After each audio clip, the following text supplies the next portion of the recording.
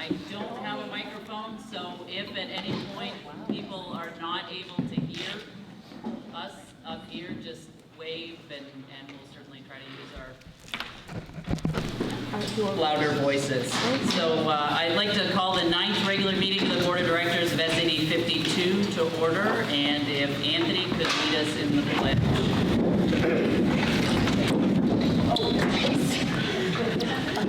I pledge allegiance to the flag of the United States of America and to the republic for which it stands, one nation, under God, indivisible, with liberty and justice for all.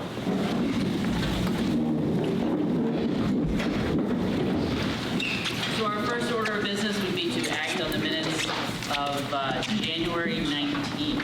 Any errors or omissions on those? See none, except those by general consent. That brings us to public comment, and I think, folks, there should be additional copies, period, of a little brochure that says welcome to our board meeting that spells out some of the parameters around public participation. I will, however, read so folks are all on the same page on this.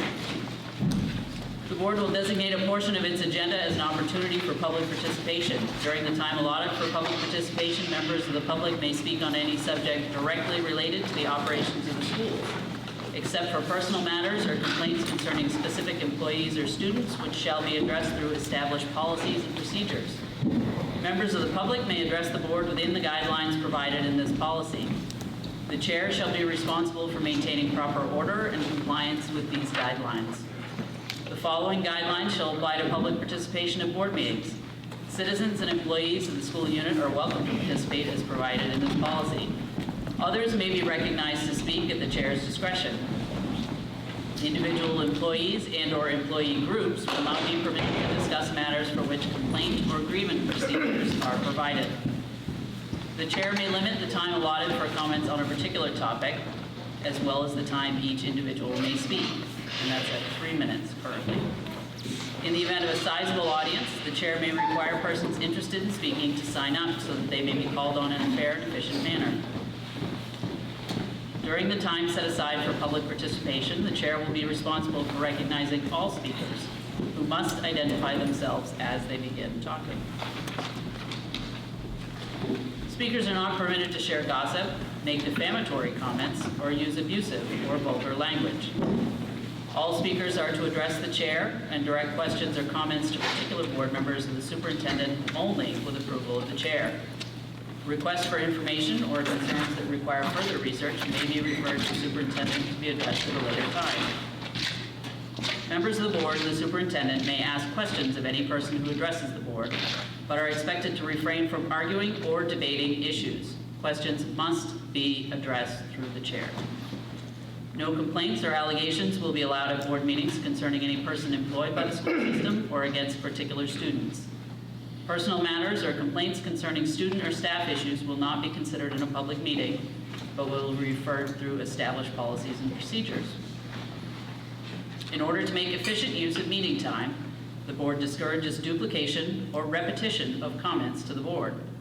The board requests that groups or organizations be represented by designated spokespersons. The chair has the authority to stop any presentation that violates these guidelines or the privacy rights of others. Persons who disrupt the meeting may be asked to leave, and the chair may request law enforcement assistance as necessary to restore order. Thanks for your patience in listening to me run through that, and if we have folks who are interested in speaking, now would be the appropriate time. And if we do have the podium over here, if folks would like to proceed to that. I'm going to go from the left over and start with. My name is Crystal Nicholas Green. The National Coalition Against Censorship, in a statement about the issue of sexually inappropriate books being recalled by school boards, put out the following comment, quote, "Critics denounce these books as pornographic and label them obscene, even when they contain no description of sexual content," end quote. A classic misleading statement this week comment seeks to paint parents as beyond reason Yet note how this sentence neither gives any information about the actual presence of sexual content, nor does it attempt to deny that the book indeed has pornographic and obscene scenes. Consider now the pandemic of pornography and child trafficking. Parents are warned to put filters on all devices, limit and monitor their kids' screen time, and know their children's friends. But to have to peruse beforehand books your child might read, and isn't this book's presence an insult to our district families? How are parents to protect their child from checking out these books when they don't even know which ones they are?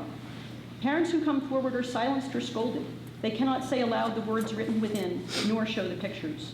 But your ninth grader may bring this into your house without possibly even their knowledge of what lies within, and it's too bad, so sad, when it finds its way into the hands of much younger children, for whom this book is tailored to appeal. The author of Genderqueer expresses interest in the sexuality of her 11 to 14-year-old assigned female at birth students. She wishes her sexual identity wasn't too political for the classroom. She seeks to expand the teacher-student relationship to include conversations about sexuality. The problem is that however well-intentioned you may be, parents tend to not welcome complete strangers taking an interest in their child's sexuality. These people tend to be referred to as predators, and however skillfully they may disguise themselves as experts or administrators, it is the parent's obligation to call out inappropriate content, as well as inappropriate conduct, that places it within children's reach. And what better way to target children but library books lauded with sycophantic reviews? Just bypass parents and filters and label those who object as idiots and haters. But beware of hypocritical lawyers who seek to disenfranchise you by dusting off those disposable constitutional rights they denied your child under forced masking, but are now falling all over themselves to award to your teen to read inappropriate content.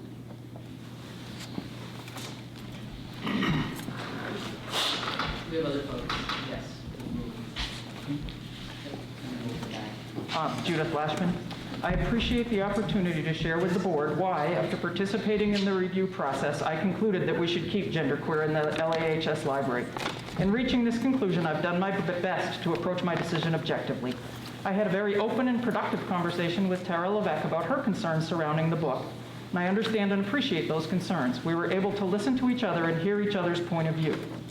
As is the case with all of our materials, any parent has the right to inform us that they do not want their children to check this book out of the library, and I will ensure that their wishes are respected and enforced. However, I'm concerned about moving from a place where individual parents have the right to make a decision about whether their children should be able to access the book, to a place where if the board decides to remove the book from our library, you will be making that decision unilaterally for all parents and their children. That would be in conflict with our board policy on selection of instructional materials, which says, at no time will the wishes of one child's parents to restrict his or her reading or viewing of a particular item infringe on another parent's rights to permit their children to read or review the same material. Genderqueer has some images that can be disturbing. I know the members of the board and the committee have read the book and know that it is not fiction. It is a memoir that shares the experience of a young person, Maya Kobabe, when they were the same age as our students. The images aren't gratuitous. They are included to illustrate or make more present to the reader events the author experienced as a young person. Yes, they are upsetting, but so are many things experienced by young people, and so are many images our students see every day on the news. So, is it appropriate for our students to see these images?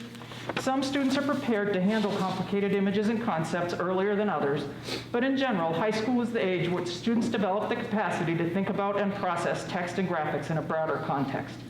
Finally, I'd like to close my remarks by encouraging you to consider this. Just as important as our responsibility to protect and honor individual parents' rights is our responsibility to provide a safe and supportive learning environment for all of our students. Students have told me how supported they feel by the diverse titles we have in the library.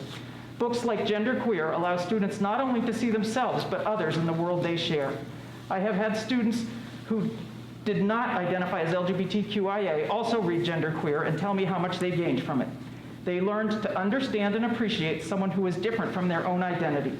A decision to remove Genderqueer from the library would tell our students that some of them are not valued or desirable, or, even worse, that their identities should be hidden away because their differences are in some way shameful. I cannot imagine a more painful, destructive message to send to a young person. I know each of you is approaching this decision from the perspective of what you believe will be best for our students. We have that in common.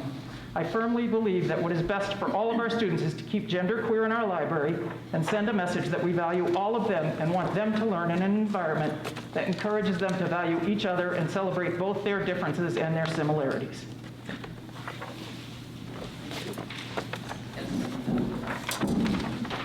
Hi, I'm a teacher at Levitt, and I've been teaching for more than 40 years. I'm a parent and a foster parent. I've worked with a lot of kids.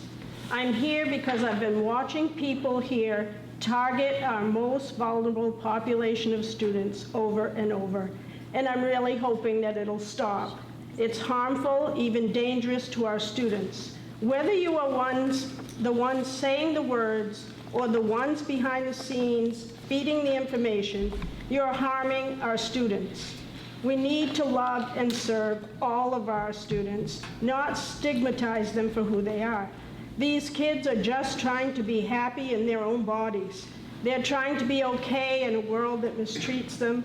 The mistreatment should not happen here. Suicide is the second leading cause of death among young people aged 10 to 24, and LGBTQ youth are at significantly increased risk. LGBTQ youth are more than 4 times likely to attempt suicide than their peers. We have lost kids to suicide in this community because they were not accepted and loved for who they were, and they just lost hope of ever being accepted. It's even worse for them when their parents do not accept them for who they are. Kids hear what you say. Be careful who you hate, because it may be someone you love. I had never heard of the book Genderqueer until all the drama started during public comments. Now I have read it and others with LGBTQ themes, and it's giving me a much better understanding of what our youth are going through. I challenge you all to try to understand and support all of our students. Book banning is just one more way that people are trying to erase the LGBTQ population. 41% of books banned are LGBTQ themed books. Book banning prevents children from forming their own identities while also maintaining how we view identity. It prevents them from feeling safe and accepted. Students at Levitt have said that books are an escape, and when they can read about someone like them who has gone through what they're going through, it helps them. They often feel like nobody understands, and the fact is we don't. If we're not LGBTQ, we do not understand what it's like, and we should not be judging or condemning what we don't understand. As far as a couple of pictures that people are so up in arms about, most kids have unlimited access to much worse than that on the internet every day. I hope that the targeting of our most vulnerable LGBTQ population at these meetings will stop. It's not right. Thank you. And can I just make sure I have your name too? Marlene Aguilar. Thank you. We have other folks who are interested in speaking.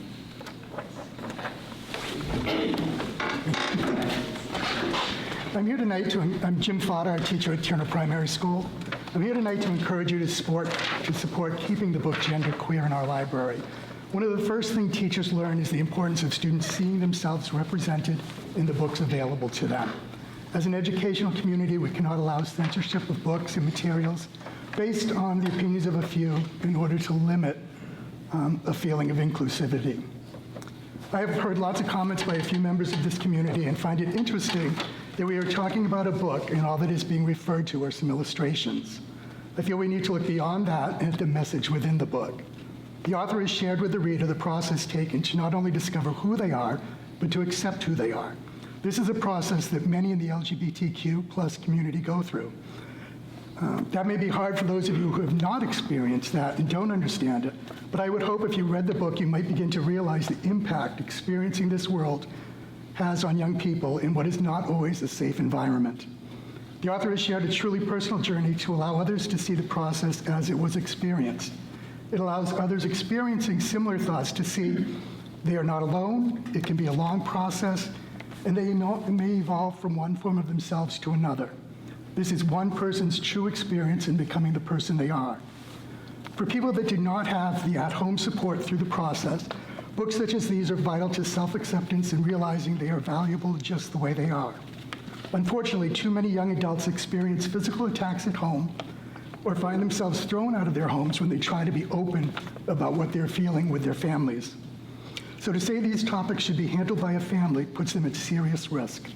For those that do not have a support system at home, books such as Genderqueer are a lifeline. I must add that in listening to the comments presented by some members of the community, it has not gone unnoticed that many of these negative comments are related to the LGBTQ+ community. All the books I have seen and heard brought up are LGBTQ+ titles, Genderqueer and All Boys Aren't Blue.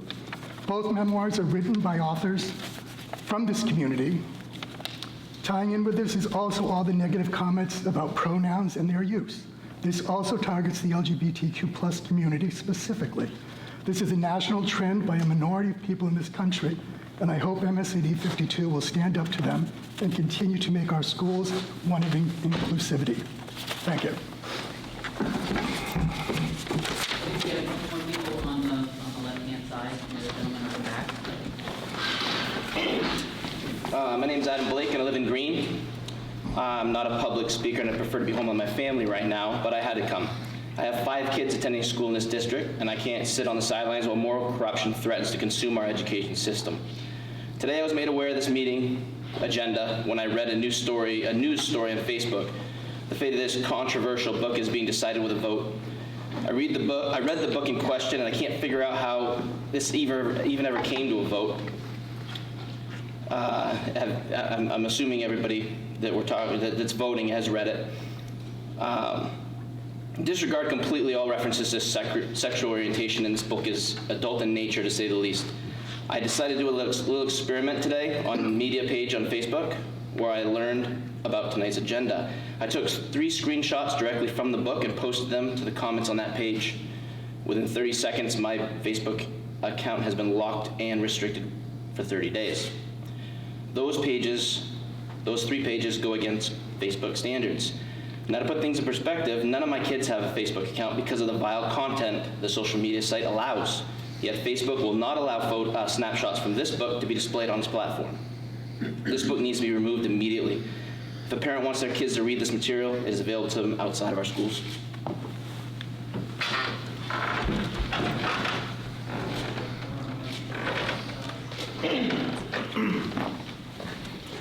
How you doing? Jimmy Childs, lead. You know, when I came here a couple years ago about the math situation, the forced suffocation on our children, you know, I did my research. I did 6 months of research. I compiled all this all together, and I gave it to you guys. You know, and I made a policy update I wanted to do. You know, this is all the background to it that you all had. You know, it's all factual. I heard nothing from that, which is fine. You know, it leads me here to this today. I didn't want to be some type of activist or anything like this. You know, I have 2 kids in the district, and I don't want them to be around this type of imagery. I have a 25-year-old that graduated from this district. She is a very loving person. She don't have no problem with gays or transsexuals or anything like that. We have gay family members. We love them all. This has nothing to do with that. It's nothing to do with banning books. It's the imagery in these books that children should not see. Every adult expression that I saw when they saw one image of the book had the browbeat, and they were disgusted by it. They didn't even want to look at the book, the image again when I showed it to them. That, you know, and so, you know, it's about the imagery. It's about that type of stuff. It's not about, you know, gay people or anything like that. We all love everybody. You know, you know, you say you're going to see it on the internet and stuff. You know, when kids become adults, they're going to swear and say cuss words. Do we let our children swear when they're younger? We tell them, no, that's not right. You have manners, you have respect, even though they're going to do it when they get older. You know, there's a lot more to be said. I really hate the way that some people portrayed us people here, but you know what? That's the way it is. You know, I thank you guys for what you're doing. And, you know, it's not about banning any books or taking anybody off the list of love. You know, it's about protecting our young youth, that when they see this, when they see people, when they read these words of, he humped me back and forth, ejaculated into the toilet, we were cousins, that's where I draw the line.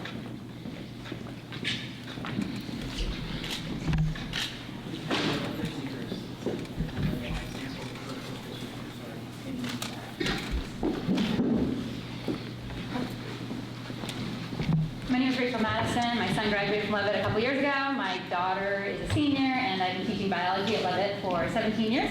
And I know one of the concerns about genderqueer that I absolutely appreciate is that it negatively portrays pap smears. And so I want to make sure that all of you know that Caroline Labrie teaches health to all of our students, and she absolutely emphasizes the importance of getting pap smears. I teach biology to most of our students, and I absolutely emphasize the importance of getting pap smears. So I'm not sure that that's, I feel like they're getting at least 2 opinions from 2 different teachers that are telling them they have to get pap smears. And I guess I would also say that if that is going to be part of the conversation about whether or not we should remove genderqueer from our shelves, then there are a lot of other books we need to take a look at. Like this one, negatively portrays going to the dentist. We all know that poor oral health is strongly correlated with poor cardiovascular health. Cardiovascular disease is the leading cause of death in the United States, and is predicted to be the leading cause of death till at least 2030. So if we're really concerned about, I don't know where the line is. I don't pretend to know where the line is, but I don't think this book is necessarily over the line. So if this book is on the shelf, then I don't think that's part of the argument for why this book should be removed from the shelf. Thank you. Do we have other folks wishing to comment? Yes, Ms. Alfaro. Christine Duplessis, I have 2 kids in the district.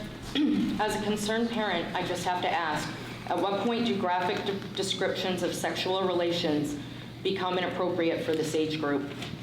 And if some descriptions of sexual relations are permissible, should we not just represent them all across the entire spectrum of sexualities? Forget about genderqueer. Let's have some bestiality, sadomasochism, and pedophilia. Oh, I'm sorry. It's called minor attracted people. We can't stop until we've represented them all. Do we really want to pursue the encouragement of certain ideas in our youth? Genderqueer glorifies taking testosterone, binding, medically unnecessary double mastectomies, as well as hungering for a phalloplasty. Do we really want to encourage our kids to feel that their bodies are somehow wrong and that these irreversible medical treatments are safe and not without lifelong consequence? Also, our kids who may not identify as straight deserve classier literature. Why can't gay kids read books that portray romance and developing relationships without resorting to sex?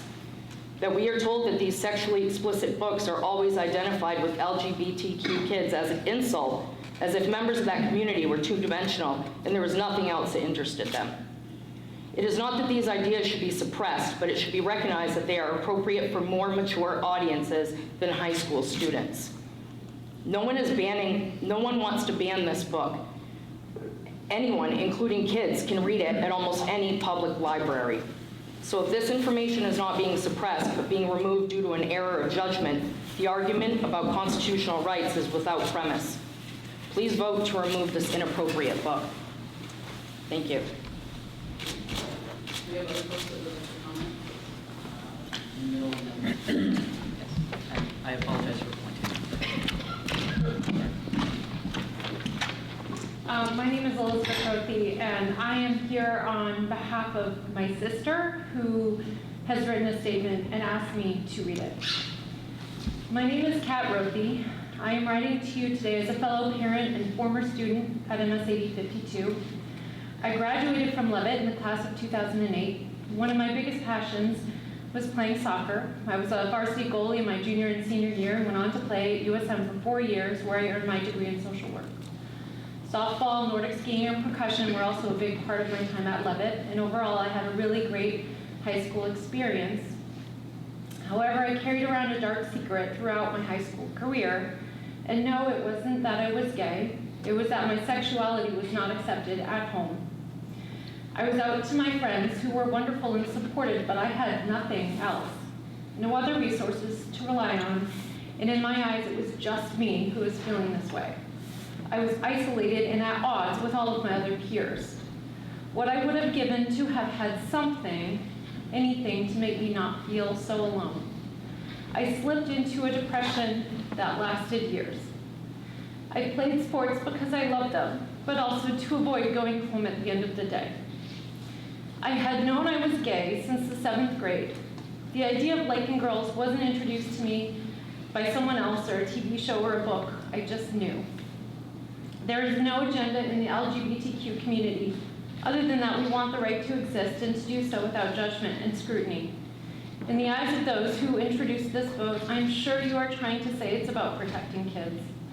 If you really cared about protecting the students in this district, you would know that LGBTQ teens are 4 times as likely to attempt suicide than their peers. Only 1 out of 3 LGBTQ youth are accepted by a parental figure, and only 55% of LGBTQ students report that their school is safe for them to be themselves. These statistics are from the trevorproject.org. You are potentially taking away the safe space for these adolescents. The safe space that I so badly needed when I was growing up. The safe space that these kids who are gay and genderqueer right now in this district need. This is not about protecting kids. This is about discomfort and disregard for the feelings of marginalized students in this district. Today, I proudly raise 5-year-old twins who split time between 2 households. My children are growing up with 4 loving mothers. One thing I will never do is deprive them of the chance to explore who they already know they are. I will not shield them from information simply based on my own fears. Banning a book designed to help an adolescent explore something they already know deep down about themselves is what this vote is proposing. As someone from this community and as someone who is an ally for the LGBT youth in MSAD 52, I strongly urge you to vote against banning this book. Thank you. We have other folks that are, Mr. Davis. My name is Isaiah Davis. I grew up in this town. I taught at the high school for 3 years, something like that. I didn't have a strong opinion on the book until I was on the committee. Actually, I really didn't have any opinion on the book. And I kind of was ready to see where it was going to go, and I heard about the images. And when you read the book, it's just about a person who feels they don't belong and trying to figure it out. The images, in context, I think you guys have read it. It's not about having sex. They're telling the story of who they are. The thing I wanted to comment on is, if we're going to talk about adult themes in books, if you went through that library, there are Stephen King books in there. There are all kinds of books there that are going to talk about all sorts of violence, and that's full of literature. That slope, the slippery slope type argument, I don't know where you stop if you want to take out images that are going to disturb or upset somebody. So I just think that you have to draw the line. We have other folks that would like to comment in the back.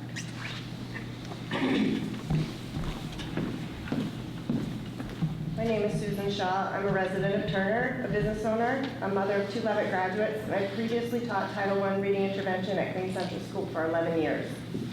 I implore you to support the recommendation of the Book Review Committee to keep the graphic novel Genderqueer in the high school library, with the restrictions recommended and the ability of parents to prevent their own child from checking this book out from the library if they so choose. An individual named C. Ken can say it much better than I can. Quote, books are important in various and unexpected ways. Books allow readers to travel without using their feet. Books give wings to our imagination. Books are full of knowledge, joy, happiness, wisdom, and so much more. Books are more than enjoyment. Books have the capability to transform your life. Books can help you in your hardest time. Books make you realize you are not alone in this world struggling. Books give solutions and give you a new way and a new perspective to look at things and situations, unquote. Many of the parents opposed to this and other books have very good intentions. They love their kids and they want to protect them. What parent cannot relate to that? But this book is not being taught as part of our district curriculum, and most kids did not even know this book was in our library until this process publicized it. Many of the people opposed to these books have made inflammatory and often defamatory comments at our school about our school community members, and I frankly have heard enough. Public comment opportunity should be a method for the community members to provide input about items on the current board agenda as it was intended. It should not be an opportunity for a few to use this time to advance social, political, or religious-based agendas week after week. At this and other public forums, our own educators have been called pigs, perverts, pedophiles, groomers, and it's been stated by many that our educators participate in the indoctrination of our children into gayness. All lies. According to a Gallup poll, 21% of Generation Z, those ages 12 through 26, currently identify as something other than heterosexual. Statistically, that means about 115 kids at Levitt are trying to figure out who they are, just like everyone else their age, but also trying to figure out their sexuality as well. They deserve the support of all the adults in their lives until they figure it out for themselves. Reading books does not make people gay or trans. Teachers do not make people gay or trans.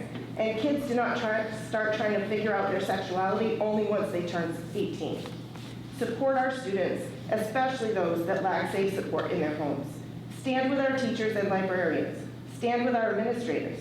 Accept the committee's recommendation to keep the book Genderqueer in our high school library. Our community is better than this. Our community supports all our kids, and our children deserve better. Thank you. We have other folks that would like to comment. And just to be clear, there's not an additional opportunity for public comment since we're pretty close to that agenda item where we will be considering the challenge. So if you feel compelled to speak to the board either about the book challenge or anything else, now's the time to do so. Going once? I do. Nope. One time. I do. Yes, ma'am.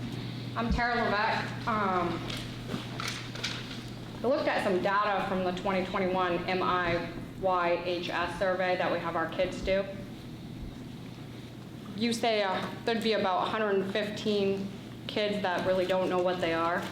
This isn't about this group against that group with gay and lesbian. It has nothing to do with that. Why are these kids confused so bad? Has anybody dug a little bit deeper? Because some of the data says 22% of high school girls have been sexually assaulted in high school. 36% of trans students, bisexuals, gays, and queers. I think with that, so Lewiston High School was on the news the other night. They adopted the Be Kind to Your Mind program.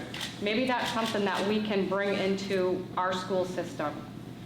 It's the National Alliance of Mental Health. It also has a section in there for the LGBT. Yes, that. The pornographic material in the book is disturbing, but naming drugs in the book so that you don't have to deal with something, giving the prescription, the amount.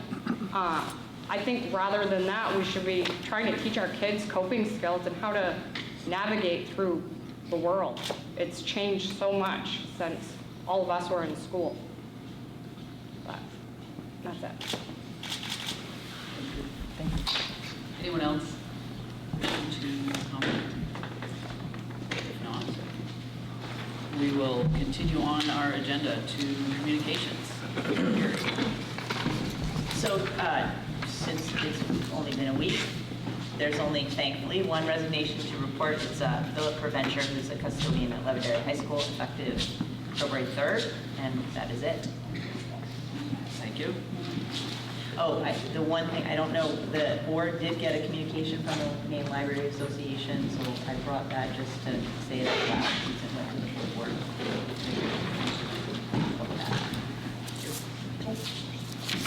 Adjustments to the agenda. We have adjustments to the agenda.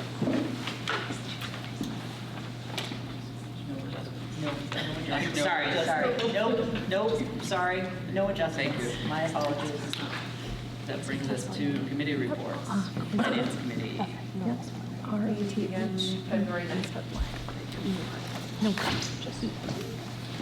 Land Transportation Building.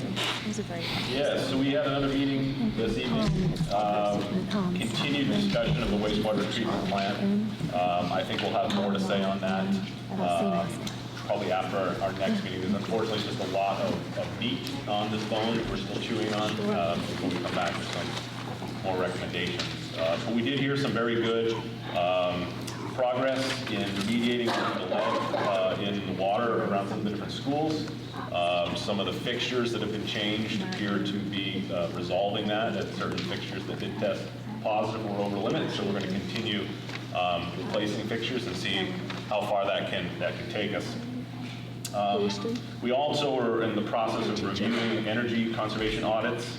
We received 3 proposals. We're moving on to an interview process with each one of those consultants. So we'll eventually be coming back with a recommendation to accept one of those proposals, but interviews will still be in in the coming weeks.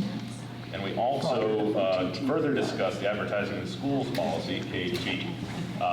And we will likely have recommendations back to policy, Jamie. So look forward to that. Yes. Thank you. Curriculum policy, Jamie. So we have gotten some feedback from the board and members specifically about kind of wanting to dive a little deeper into curriculum. So we kind of started that journey tonight. Dr. Gillis gave us a great overview on curriculum in the district, how it's made, and yeah, so we're looking forward to doing that and hopefully getting some curriculum review since it's been since 2014, around there, since the board's really been presented with curriculum. So that's kind of our goal for the remainder of the year. And then we reviewed some policies and just really talked about curriculum. We didn't get to the end of our agenda because we were so, involved in curriculum. So it was great. That brings us to student representative report. This week we finally finished exams after the snow day, the appreciated snow day last week, and it marks the start of our second semester. Thank you. And that's good to hear that it was an appreciated snow day. So we have witnesses that it was appreciated. As opposed to unappreciated snow days? I know, that's not a thing. That brings us to administrator reports. Rebecca.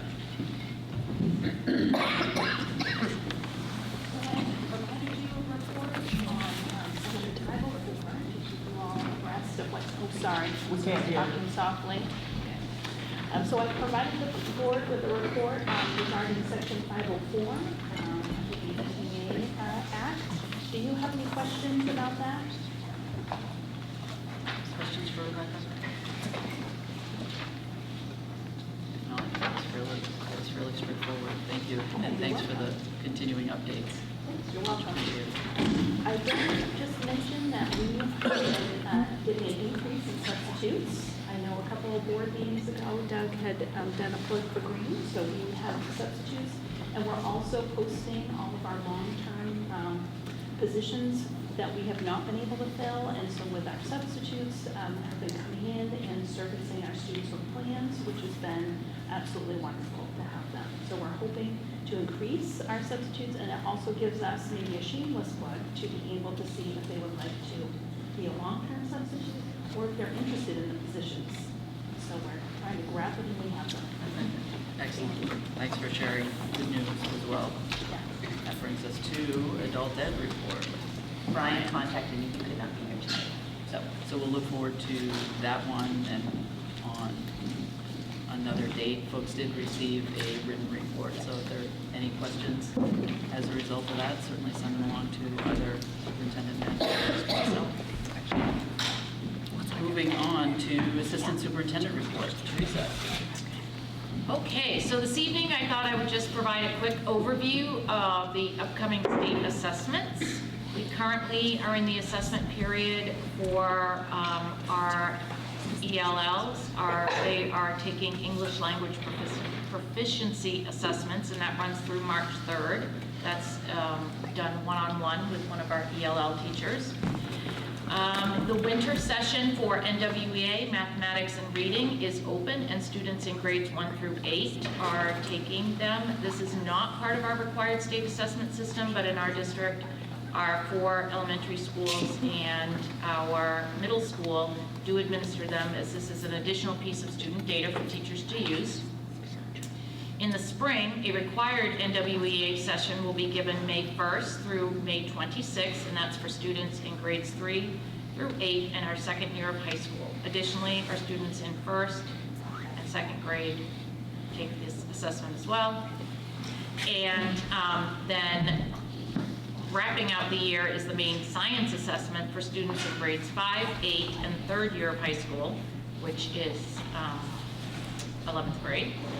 May 15th through May 26th. And those of us who are involved will be attending trainings over the next few months. Thank you. Any questions for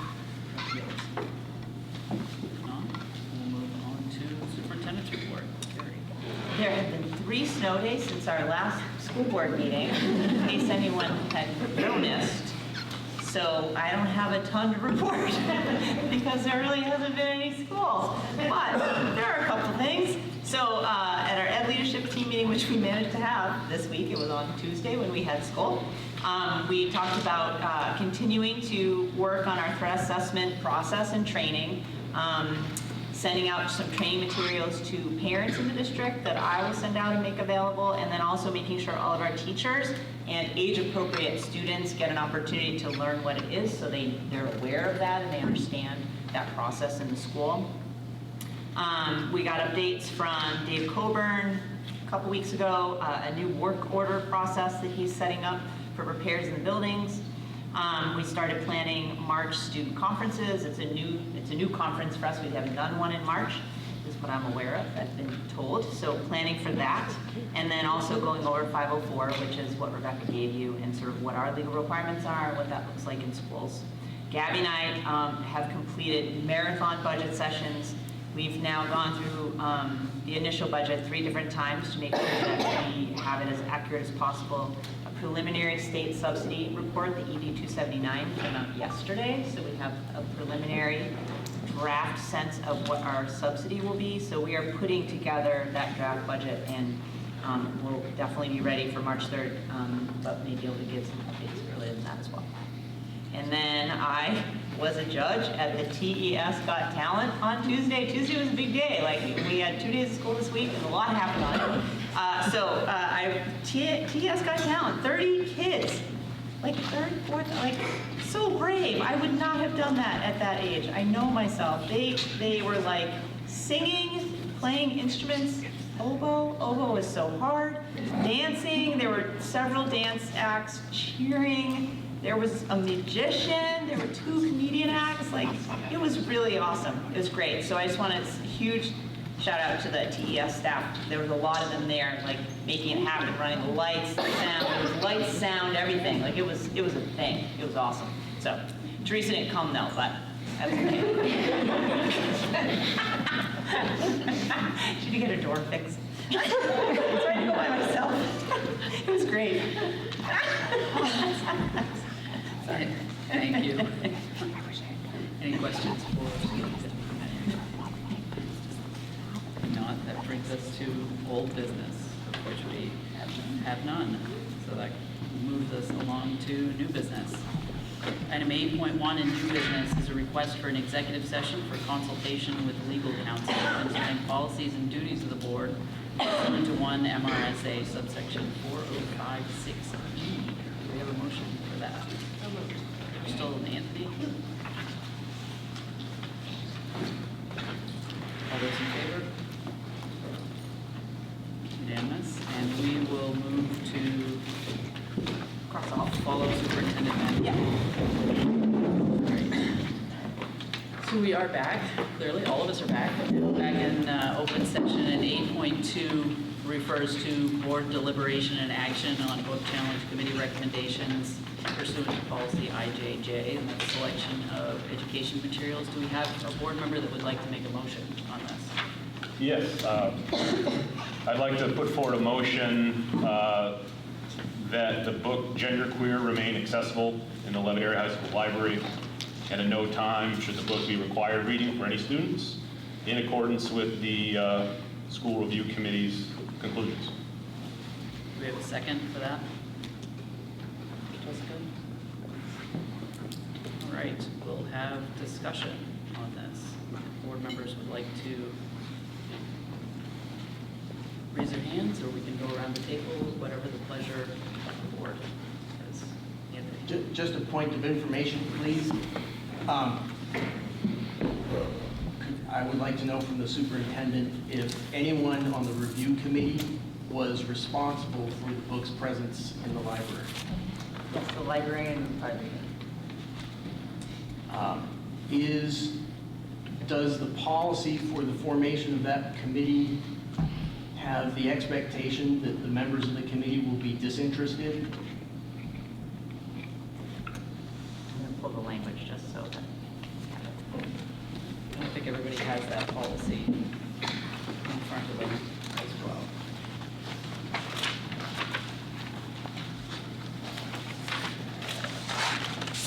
reading from it, C, the superintendent shall appoint a committee composed of the following persons to review the complaint. 1 administrator at the appropriate level, 1 librarian media specialist, 1 classroom teacher, the department head in the subject area of the challenge materials, and 1 community member. That's what the policy says. Thank you. Other board members wishing to discuss the motion?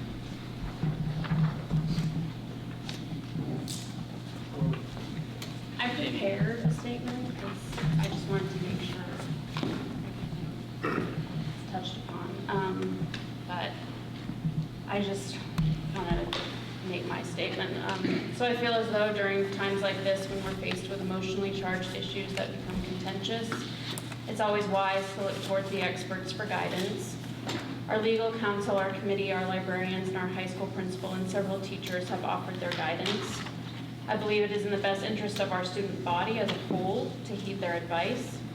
I also feel comfortable in doing so, knowing that there is a form that each parent can fill out to restrict the access that their own child has to this book or any other book. Therefore, still respecting parental choice. The committee recommends that this book never be part of the curriculum or mandatory reading. I agree with that sentiment. I do worry that we're beginning to see a cultural trend that's breeding distrust towards our teachers and administrators. They and we have been called pedophiles and groomers throughout this ordeal, and I do not know how much more hateful rhetoric and distrust our teachers and staff can endure. We are already facing a teacher shortage, and many experienced teachers are leaving the classroom and seeking new professions. We need to trust our educators. They have dedicated their lives to educating and caring for our children. They have accrued massive student loan debt to come out making $30,000 a year because they feel so passionate about education. We need to let them do their job. I want to see us discussing NUIA scores, STEM programs, teacher recruitment packages. These are all things worthy of our attention and things that can help make our students responsible citizens and lifelong learners, which is our mission as a board. Thank you. Who wants to weigh in next? Sydney. I wanted to say first, as a student, I'm in favor of the motion that's been presented. I think that even if this is not a book that I would personally go to the library and search out, even if it's just one kid that wants it, they should have that ability. The fact that there are policies in place for parents to control what their kids cannot see is great. But taking it away from all parents to have that choice by banning the book is not. Thank you. Who would like to weigh in next? I'll go around the table then. Joe. Well, I don't have prepared statements, Jamie, but I can say that I agree with a lot of what Jamie said, that it's been challenging to stay silent at times up here on the board with some fairly repetitive and hateful rhetoric being thrown our way. And even just tonight, we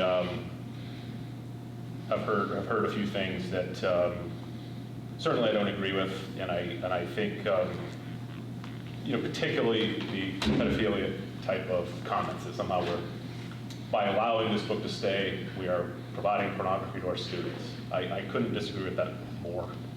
In fact, I think that some of the imagery in the book is almost the opposite of pornography in the way that it is asexual and actually opposite of making people interested in sexuality. So I think that if folks would really read this book, I hope they would share that opinion. And certainly, I'm fully supportive of the review committee's recommendation to allow it to continue to stay in our school. Thank you. Tammy? So are we taking our stand? Is that what you're asking for us to vote? Or Yeah, to, I mean, I'm asking each board member to weigh in. to weigh in? Okay. I guess I'm going to just speak from my heart.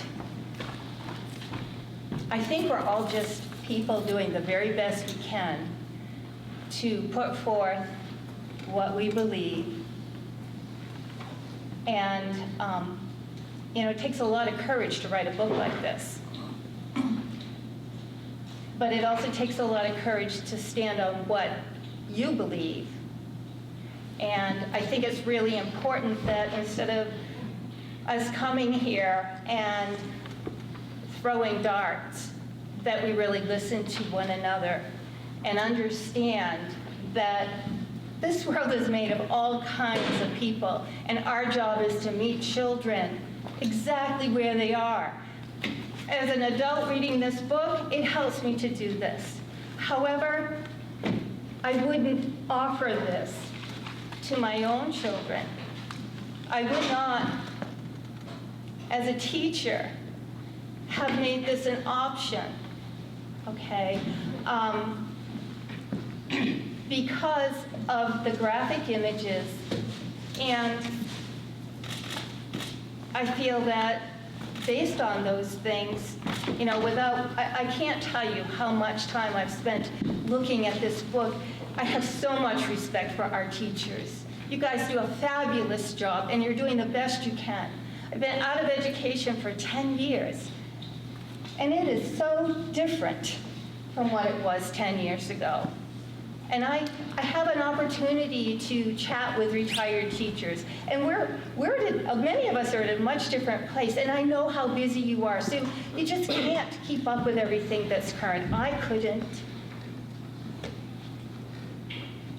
So I have to, based upon my beliefs system as an educator, as a parent, and at some parental reviews that I found, as well as an excellent one actually on Amazon, that really examines age appropriateness.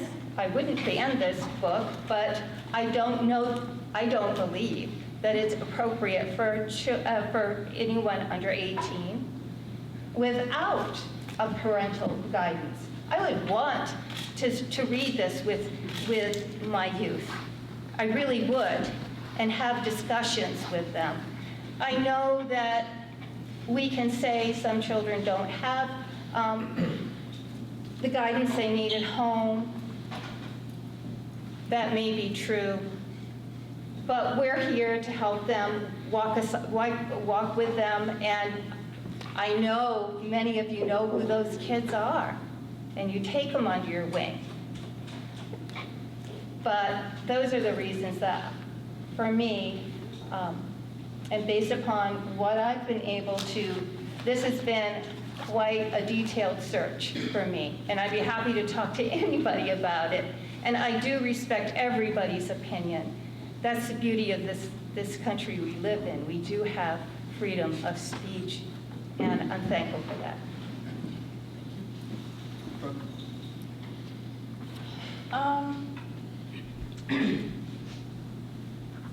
So I will start off by saying that there are some images in the book that are concerning. I do, agree with that. I don't disagree with that.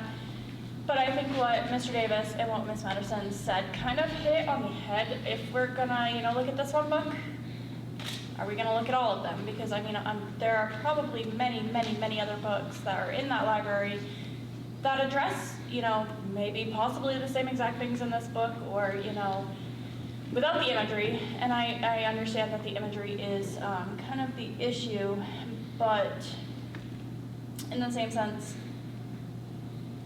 we can't, parents do have the opportunity to say, I do not want my student to check this out. And Ms. Lashman has said that she is going to fully respect that. If she gets those requests, she'll just tell the student, hey, your parent has opted for you to not check this book out. But as far as it goes, our policy states that we need to look at the book as a whole. And, a couple images is not the whole book. That's kind of where I'm at with it at this rate. So I also had to kind of put my thoughts thoughts together and write something, so I'm just going to read from what I wrote. I want to state that I've been conflicted by this book challenge. As a mother of 2 high school students and a middle school student in this district, the subject matter in this challenge book was at first glance pretty concerning to me. Having now read the book, talked about it with my family, including my high school age children, and listened to information provided by our librarians, I still have some reservations. However, I have chosen to put my trust in our educators. I do believe as parents, we have the final say over our children, including what materials they read. I fully support the opt-out policy our district has, which allows parents to restrict their child access to any book within the library. And I support the rights of other parents to allow their children the same access.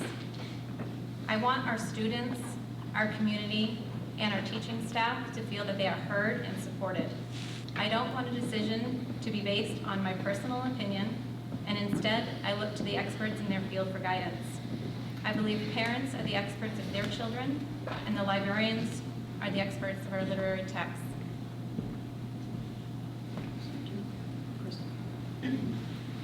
I have a couple of points that I jotted down as well, so sorry for looking down.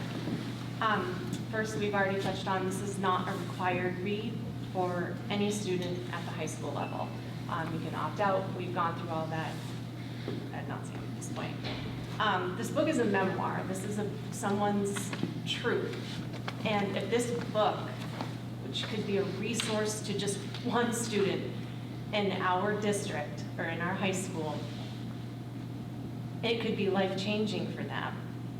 It's more than just a couple of questionable photos. Yeah, I also, whoa, okay. But when you turn the page and you read the book for what it's worth, it is so much more than those 3 or 4 pictures that people are upset about.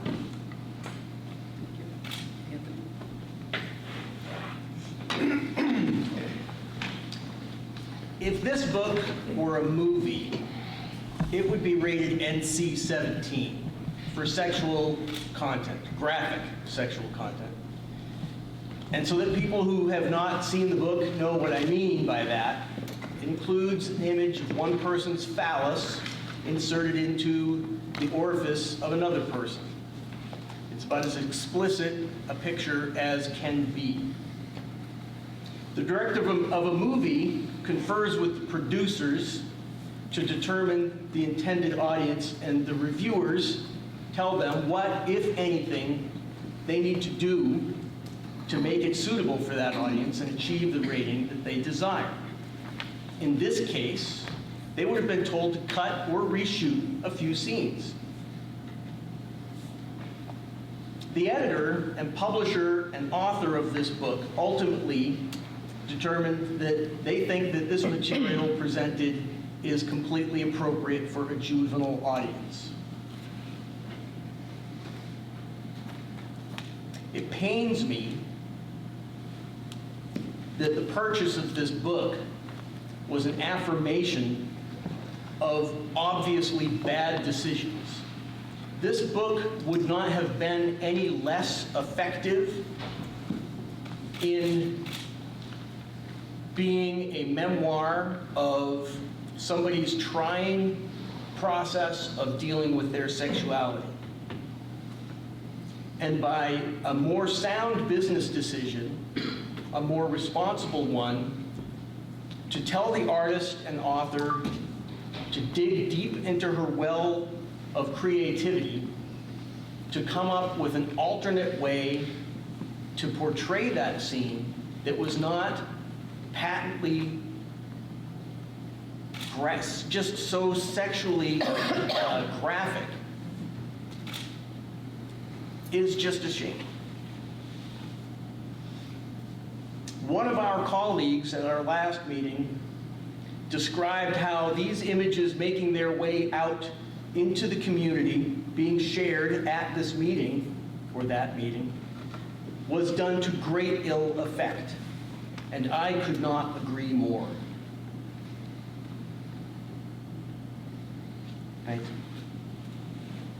Jamie, you already spoke.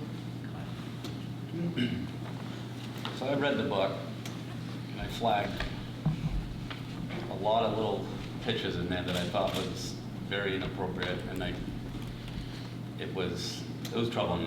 The story itself was sad. The woman, I felt like, was brought up in a broken home in a lot of ways, and it talks about her going through the troubled times of growing up. If it wasn't such a comic book and showing it in such detail, I mean, I personally feel like it was disgusting. I had a hard time reading it because it was very vulgar and it was gross. So after reading it, I just, and I respect the person. I mean, I feel for that person, having to go through that. I'm not really keen on keeping it in our schools.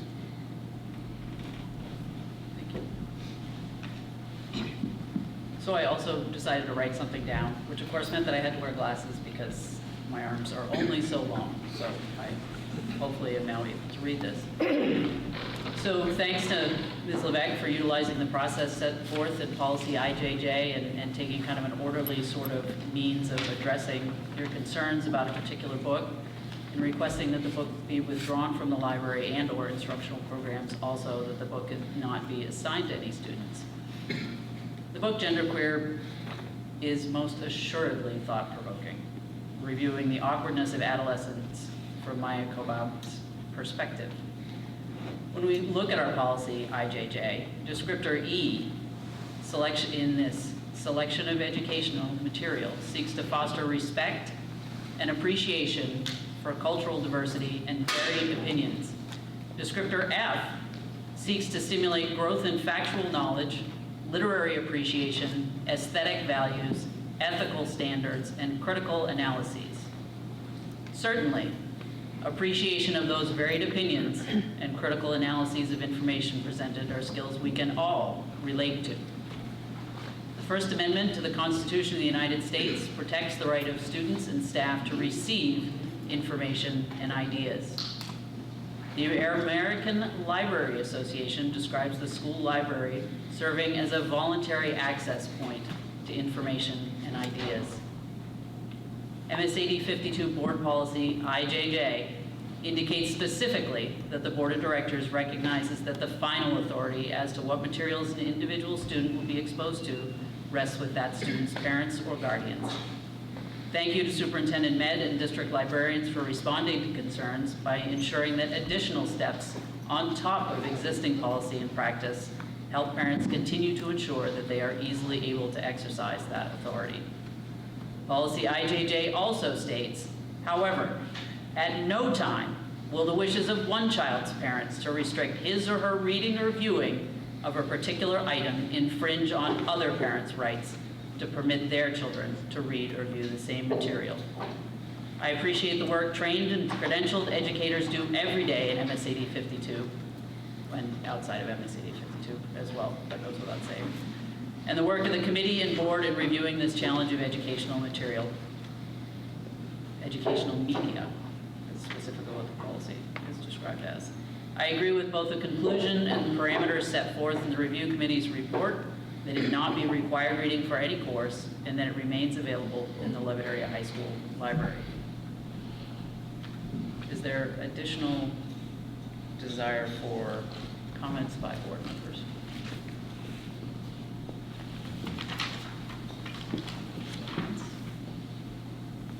If not, all those in favor of the motion? Those opposed? Did you abstain or did? One abstain.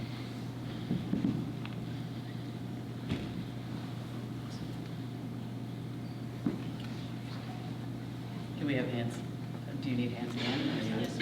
Yes, we do. I think I've got it. Those in favor?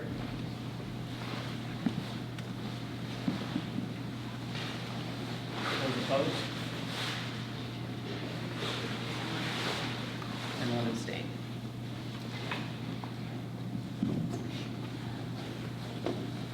So the motion as presented passes. Thanks everyone for the amount of work and diligence that went into all the preparation around this, and thanks to everyone for your candid comments this evening as well. This brings us to item 8.3, presentation by the principal. Okay. They are done, right?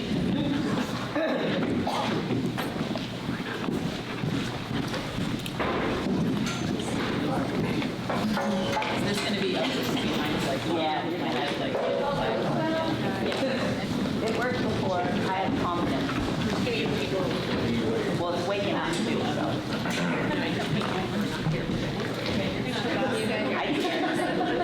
I care. Do you want to see if you can grab it and it'll wake up? The media center one.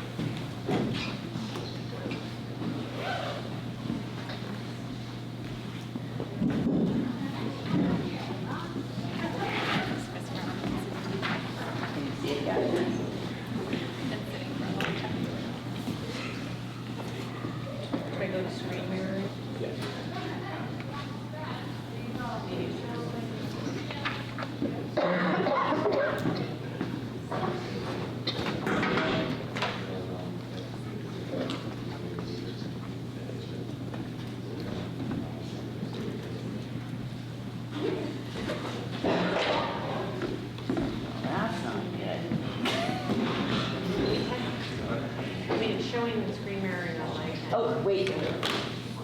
There we go.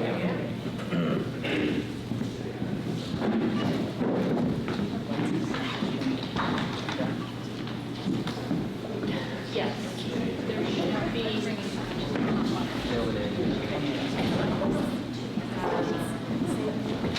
I think it out there. It's from China. Sure.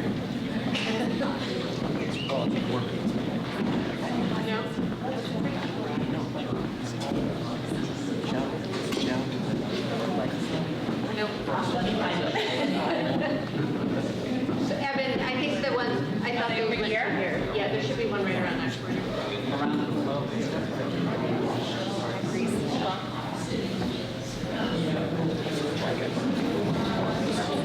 Hold on. Yeah. Oh, good. I don't know what he's saying. All right, are we ready for Jana? Yep. Let's listen to Jana. Thank you for presenting on the middle school. At 9. Hey, good on any time. All right, I will keep it as short as possible. So this is a presentation as a board update on the middle school. This is a list of our instructional staff. We have about 45 staff. At this point, almost all of the positions are filled. They were all filled at the beginning of the year, and then we lost a few ed techs to teaching positions, two within the district, which was a good thing for them. Since we got back from the winter break, we have been able to fill those ed tech positions with long-term subs, making us whole for the last couple of weeks. People have been to look at that. It's a long list of filled positions. Yeah. Excellent. This addresses our enrollment, and per Carrie's request, I had to learn how to do graphs on YouTube. And so the enrollment at the middle school for the last few years has stayed pretty consistent. We're at 291 right now, up from 286 for the October 1 count. I do want to note, and you'll hear a little bit more about this in my budget presentation, that we're expecting a jump in projected enrollment. This district 6th grade class is a large one. and so looking at about 321 coming in next year. Average daily attendance is about 93%. 28 of those students are considered chronically absent. Chronically absent is 10% or more. I'll speak about that a little bit more later in the presentation. It is important to note, though, that those are excused absences, so if a family were to go on a trip or something like that, that could contribute to the 10%. And so that 28% are not all at-risk students. Also, if a student is ill and called out of school, it's excused, but it still counts against their daily average attendance. Truant is when a student does not have an excused absent, and at this point, we're at 0%, which is a huge success, meaning we know why the majority of our kids are out and it's excused, or we're making a plan to get them here. 26% of our population qualifies for free and reduced lunch. I do believe it's higher than that, but now that all breakfast and lunch are free, not as many families fill out the forms, even though Dave Roberts does a really good job of harassing us to do so. And 25% of the population at TMS qualifies for special education services. Our goals for this year: increase student engaged assessment in content knowledge, academic skills, and character development. That is a picture of a flannel Friday. So what are we doing to meet our goals? On the left is an RTI pyramid, a response to intervention pyramid. Typically, it would look like 80% of your population is receiving Tier 1 instruction, so just core classroom instruction. And that is meeting their needs within the building, both academically and socially. A Tier 2 typically should be about 15%, and that means they need a little additional support, either socially or academically, and 5% being Tier 3 interventions academically or socially. And so I just compared the middle school to where we should be falling in comparison to, like, I would say national averages. And so we're not too far off, with 220 students falling in that Tier 1. 55 students, or 19%, falling in that Tier 2, and 5% falling in that Tier 3. A lot of this data is generated by PowerSchool, and this, if you think back to the previous slide talking about attendance, those students in Tier 2, moderate risk, might academically be doing okay, but they're missing a lot of school. And on the contrary, they might be attending school on a regular basis, but they're really struggling academically and not passing some of their classes. And then the Tier 3 students typically fall into those two categories with some additional behavioral concerns, and those behavioral concerns might contribute to why they're not coming to school on a regular basis as well, meaning like suspensions. And so we do have a team that meets weekly to discuss the Tier 2 and the Tier 3 students. And then with the support of the special ed department, we look into the Tier 3 students, or students who might need to go into the referral process. We also do have a behavioral support program here at the middle school, which I'm happy to report is very highly functioning. This is just a quick snapshot of our day to give a little bit of context about some of the things I'm talking about. We have a green day and a white day. There are 4 traditional academic periods. In addition, we have a flex block that happens. That's a flexible learning block where interventions and enrichments happen. I have a little bit more on that in a few slides. And then we also have a crew block, and that's really where we focus on those habits of character. That was part of our goal for this year. This is one of the slides I'm probably the most proud of. I did some historical data for office referrals, specifically focusing on disruption, because that is what interferes with students teachers teaching and students learning. Last year it dropped significantly. It's not it's not all because of the crew block, but I think that there's something to say for an intentional focus on teaching students how to be good people and respect each other.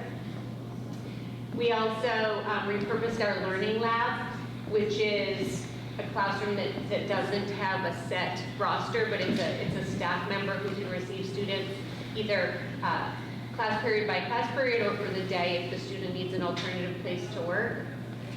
Something else we did is every Thursday, and there's a handful of parents on the board that have middle school students, so you should be receiving every Thursday an email from your child. Well, it actually comes from Doug Bishop, but your child sent it to you letting you know their grades every week, if they're missing any assignments, and their habits of work for every class that they take here at the middle school. And so shifting that accountability to them doing that work has really helped negate that conversation of, well, I didn't know I was failing a class, or their version of how their day went looking a little bit different than, than how their teacher thought the day went. And we're a PBIS school, so focusing on positive behavior incentive can often get tricky at the middle school because kids don't really want like little prizes anymore. So we really did a lot of time reflecting on what middle school kids want, and they want freedom. So if your habits of work every 2 weeks are a 2.8 or above in every single class you take for respect, responsibility, and perseverance, you basically earn an additional incentive, which is a how pass, and that allows you freedom. So for example, when you're done eating lunch, you can come down to the gym and play basketball, or you can go outside and play kickball, or if there's already one person out of the bathroom, you don't have to wait for them to come back, you can go as well, because you have shown staff that you can be trusted. And so we're at about 77% of our kids right now with a How Pass, which is pretty great. And I did link this to the survey data that I'll talk about in a minute as well. One of the biggest growth pieces we saw on the staff survey, students at my school demonstrate behaviors that allow teachers to teach and students to learn. Still not where we want it to be, but a 2.18 last year was not acceptable. And so for that to move to a 2.61 is some really good growth, but still leaves a lot of room to go. Teaching and learning, I talked about the flex block in the schedule. I just listed a couple examples of things that are happening during that flex block. So in addition to interventions, we have a student leadership team. And so there's one representative from every group or advisory that meets weekly so that students have a voice in the decisions that happen in this building. Yearbook, Unified Champions. It's also when band and chorus happen, and we're working on building more enrichments for students as well. It's just a capacity thing. And then as far as the focus on professional development, the book that's anchoring a lot of our work is called The Leaders of Their Own Learning, and again, it's shifting that accountability to students at the middle school level, like having them take some more accountability for their learning. Teachers are working more towards I can statements. We just feel like if students know what they're learning and why they're learning it, there's some more buy-in. Shifting this March, the middle school is going to have, again, for parents on the board, we're going to do student-led conferences where the students are going to lead the discussion about their strengths and areas they need to continue to grow here. We are looking with Teresa's assistance at curriculum in some of our content areas. Teachers are working towards some common assessments so that no matter what team you're on, the assessments that you're taking are all evaluating the same standards. Climate survey data. This was the student survey, and so the blue represents this year, so there's growth or maintained in every area. Please keep in mind for the school safety, you want to have a lower number. Those questions, I don't even know what the wording would be, or sort of pose the opposite. So a 1 is your goal versus a 4. 2 areas with the most notable growth. I feel successful at school, 2.8 to 3.1, which is pretty great. Keep in mind these are also middle schoolers, so for them to feel successful at school is a huge accomplishment. And all students are treated fairly by adults in my school. Again, 2.8 still has a lot of room to grow, but to go up from 2.58 to 2.88 this year with some intentional work with staff around ways that they can make students feel successful here. Staff survey. Our staff effectiveness went down a little bit. We did have more turnover this year than the middle schools experienced it in a while, and so we did some reflecting on that at a staff meeting. Staff do enjoy, and I forget where one of the questions falls, do enjoy working with each other. They just feel like it's going to take some time, especially after the last couple of years, to get where we weren't having staff meetings and content meetings together, to get back there. 2 areas of notable growth. Students at my school get along well with one another, 2.8 to 3.1. And staff saying students at my school demonstrate behaviors that allow us to teach and students to learn, that I shared in a previous slide. And the last one was the family perception or the family survey.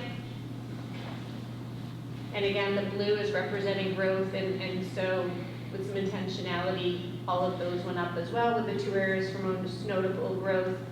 Teachers at my student school work hard to make sure that students do well. I was very proud that the community feels strongly that staff here are working hard to make sure that their students are doing well. And that teachers at this school treat all students with respect as well. Questions, comments? And another one of my cheesy all-staff pictures. We did camo and hunter orange.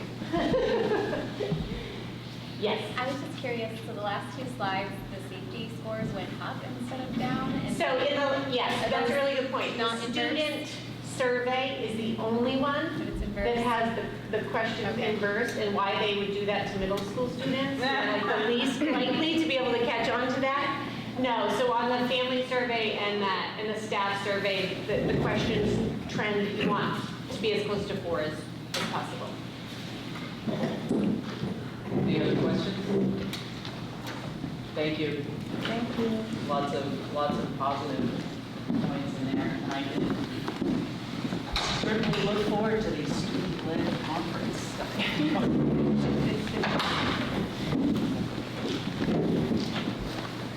And that brings us to 8.4, which is a presentation by Doug Parker, Green Central School.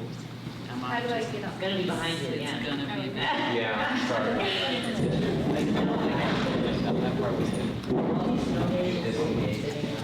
Because I was up there for I saw it. Yeah, and then I think it might have gotten bumped, but one moment. Let's see. Do we need a motion to extend past 10? That's an that clock is wrong. You're right. But Don't you feel better now? I walked in and saw the same thing, so. Good evening, Doug Parker, principal at Green Central School. I'm very excited to have a few minutes to give you an update about GCS. Wanted to start with some basics. Here's our student enrollment. This is a 10-year trend. And you can see right before the pandemic, we were maxed at the highest number we had seen in a long period of time. And then we had a little bit of a drop off, unfortunately. However, our most recent enrollment has now increased to 348. Those are October 1st numbers. So, you know, I believe we got like 7 new students within a period of, I think, 8 or 9 days. So you just don't know, but we're very happy to have our students coming back to us. As far as the picture of free and reduced lunch, principal makes kind of noted you'll see a drop off this year. And I did have a conversation with Dave, and really the downward trend is impacted by the state and the state's decision to fund all the meals, which is a great one. It's phenomenal, but that there's not really as much effort to complete the free and reduced meal form. That doesn't mean the need is not there. It just means it's not necessarily reflected in this particular graph. And here's just kind of a quick overview. We have 21 classrooms, pre-K to 6, 2 special education teachers, and then our specialists, guidance library, PE, technology, art, and then 1 person for music, band, and chorus. Did want to point out too that we do share an art teacher with Leeds Central School. The art teacher's at Green 3 days a week. And in addition to our full-time PE teacher, we have a shared PE teacher who's at GCS 1 day a week who comes over from Leeds because we have that many kids that are receiving PE. And of course, we also have 1 Sperling social worker at this point, and she is very, very busy. I know there's a lot here, but you can see far left right there, our average daily attendance bumped up a little bit from last year, not quite as high as we were pre-pandemic, but we're also not done the school year. And as Principal Mates mentioned earlier, we've got a couple places that we're keeping an eye approaching chronic absenteeism, and then kids that are chronically absent, missing 10% or more of school days. And again, that's for any reason, excused or unexcused. We do watch all of those numbers frequently. We're pleased to say that between our teachers, our school counselors, our office staff, our administrators, we know the kids and the families by name. And we dig right in to make sure that everything is okay, that there aren't really, if there are barriers to getting the kids to school, that we're connecting with the parents to indeed support them. And far right, habitually truant students, 10 or more unexcused absences. Very pleased, we're less than 1% at this time, and we're taking care of business on that as well. Okay, as far as number of special education and 504 plans, we have 41 students with identified who do have an IEP. We have 10 students with a 504 plan. Currently, we have 3 students in the referral process to special education. So that's a total of 54 students, or about 15.5% of our overall population. Moving on, we collected quite a bit of data about from the school climate surveys for students, families, and staff. And again, Principal Mates noted those a few minutes ago. Ours are a little bit different. We're very happy about this one. We had the spring of 22 versus the most recent. And again, with ours, they're a little bit different. Everything is from 1 to 4, but the questions, you want them to actually go up. There aren't any outliers that have a different wording. So the family surveys, the most exciting part is having our families back in our school. We've had great attendance at assemblies. We've had special grade level events, music concerts, and it's been powerful. I attended the winter concert, band and chorus concert, and the place was just packed, and the reaction of the parents was just, the room was electric. It was just so powerful. I would like to point out too that we did have a 97% in-person attendance rate at parent-teacher conferences in the fall. So, when we go from a 3.09 to a 3.42, we're really fired up and appreciative of our family partners, no question. With a staff survey, these are kind of the overall summary, and focusing on fall of 22 with an overall score of 3.19. We'll kind of wrap back around to that in a moment. And most importantly here, for grades 3 to 6, we have 3 years worth of data, and the most recent overall score is 3.22. So that kind of gave us a nice jump off point. I did want to point out, get back to the staff survey. I'll wrap back around. That did have areas including staff connectedness, structure for learning, school safety, physical environment, peer and adult relationships, and parental involvement. So there were segments there.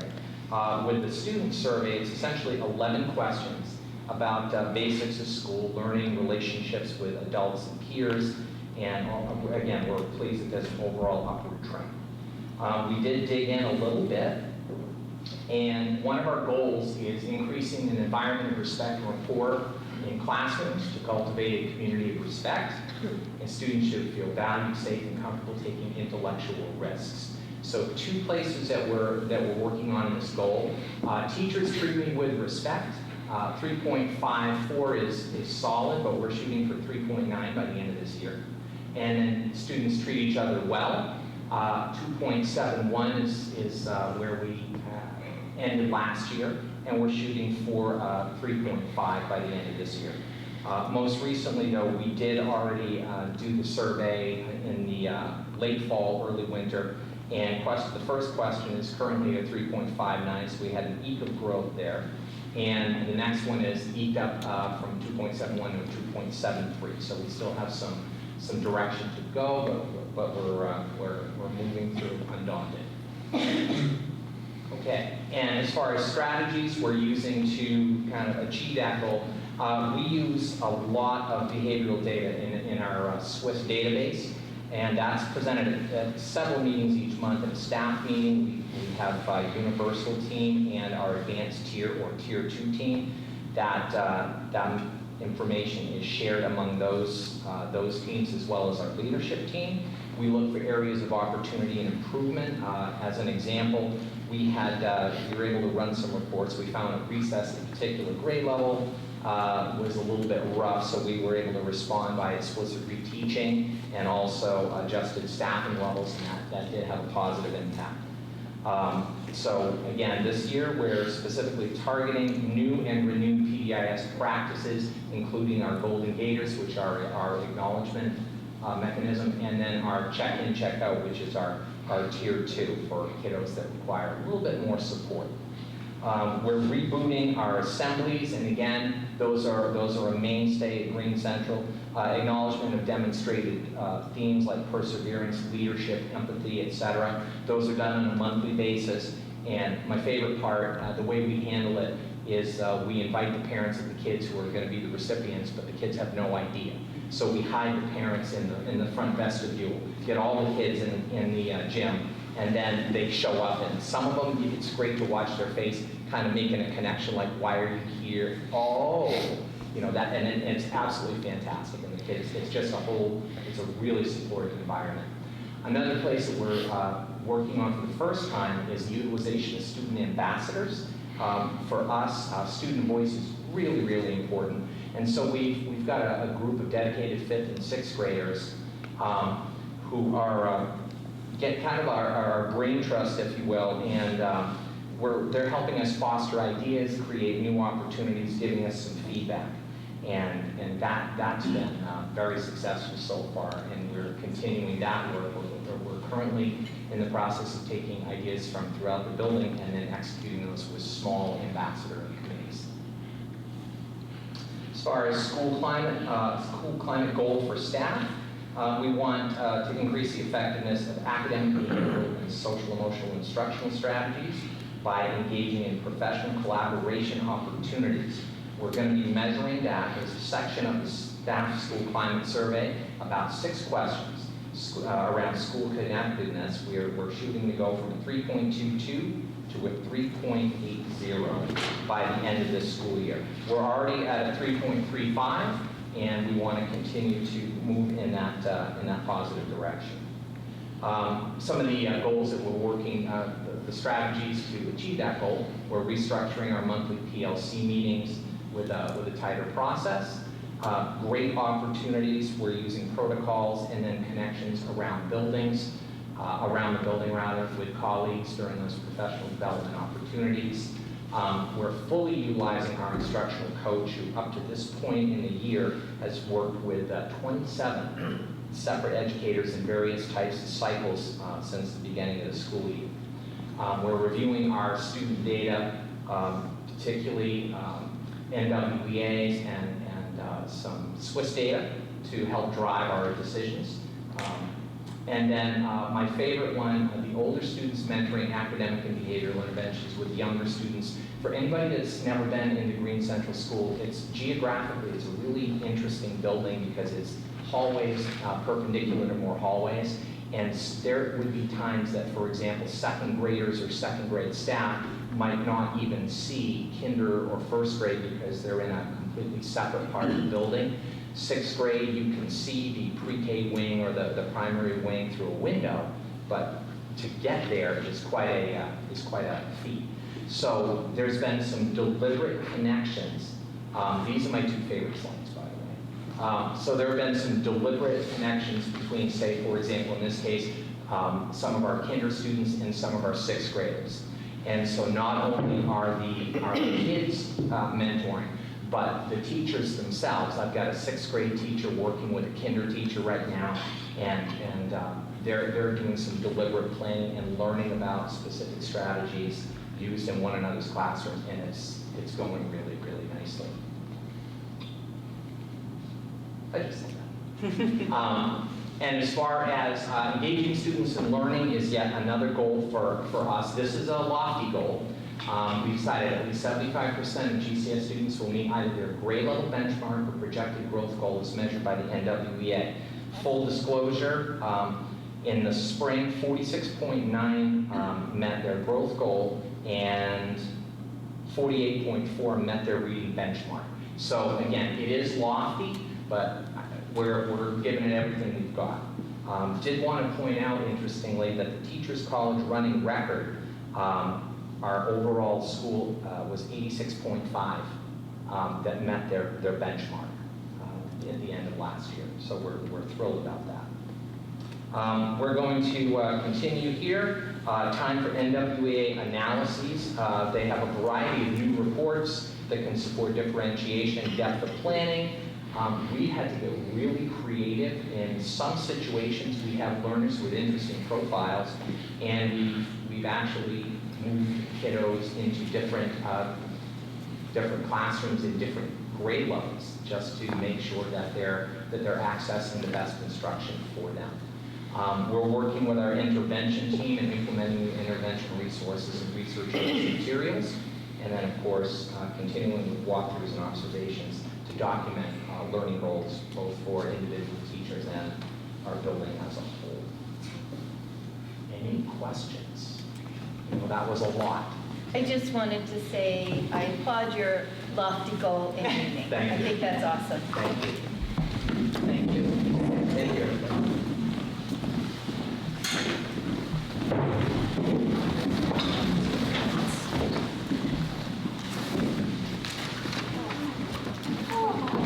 Bright lights. So that brings us to item 8.5, second reading and adoption of new policy DC, and that is use of credit cards. Do we have a motion? Anthony, and a second from any number of Lyle. Any discussion on this one? Seeing none, all those in favor? 8.6 seeks approval of October and November operating and expenditure reports. Do a motion on that one? Jessica. Second, Crystal. Discussion on these. Jessica. Does somebody want to review our printouts? Don't have a lot of numbers on Who wants to photocopy? What was the comment? So a couple of our pages, the photocopy I was realized dying. that as I was sitting here, and I apologize, we were sending in the backup on a snow day, and I was trying to scan with my phone and didn't notice that everything, so I will fix this on Monday, because I'm out tomorrow, and I will send out versions where you can read all of the numbers. I apologize. Yeah, I was just looking for maybe like a wrap up. Yeah, until we have that, anything of particular note? No, I don't think that anything is really jumping out at me. I think that we're doing okay within what we budgeted for, and what we're expecting in revenue is higher than what we anticipated, so I think that's a good thing as well. Any questions or discussion on this one? If not, all those in favor? Unanimous. So our next agenda item is another executive session. That's a request for an executive session to discuss the Tri-Town Education Association TEA negotiations pursuant to 1 MRSA 4056D. A motion for that one. Second. All those in favor, Scott? Kyle is second.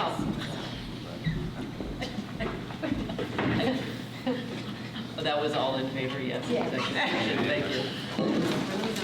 It's, yes.